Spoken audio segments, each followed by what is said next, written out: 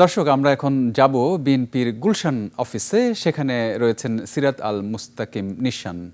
নিশান, আপনার কাছে কি খবর আছে গুলশান অফিস থেকে?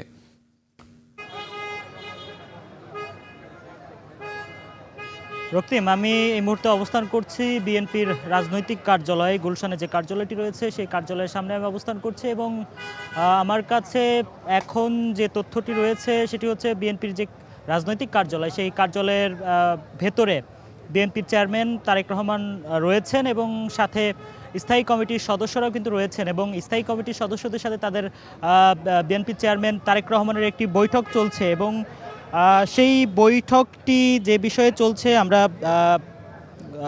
বিভিন্ন সূত্রে যে তথ্যটি পাচ্ছি সেই বৈঠকটি হচ্ছে মন্ত্রণালয়ের বিষয়ে যে তাদের যে বৈঠক সেটি কিন্তু হচ্ছে এবং সেখানে আরেকটি তথ্য পেয়েছি যে বিএনপির যে জোট গণ অধিকার পরিষদের যে চেয়ারম্যান, গণ অধিকার পরিষদের সভাপতি নুরুল হক নুরু, তিনি কিন্তু আসতে পারেন এখানে এবং এইখানে যারা যারা উপস্থিত রয়েছেন তাদের কয়েকজনের নাম আমরা জানতে পেরেছি।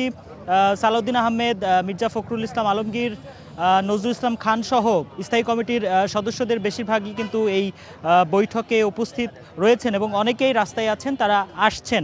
এবং আরেকটি বিষয় যদি আমি আপনাকে একটু জানাই, সেটি হচ্ছে সংবিধানের 148 অনুচ্ছেদ অনুযায়ী নির্বাচনের 3 দিনের মধ্যে শপথ গ্রহণ করতে হয় নতুন সরকারের।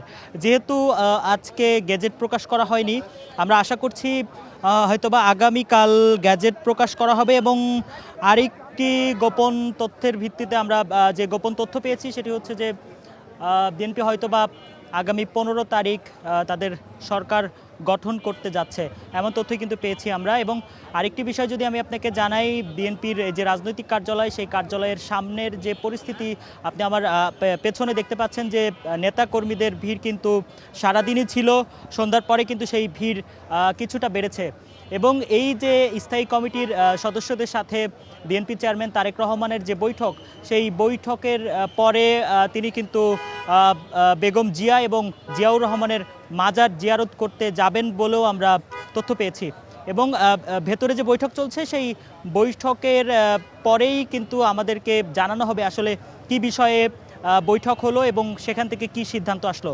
রক্তিম, এই ছিল আমার কাছে বিএনপির রাজনৈতিক কার্যালয় গুলশানের সামনে থেকে সবশেষ। জি, অজস্র ধন্যবাদ নিশান।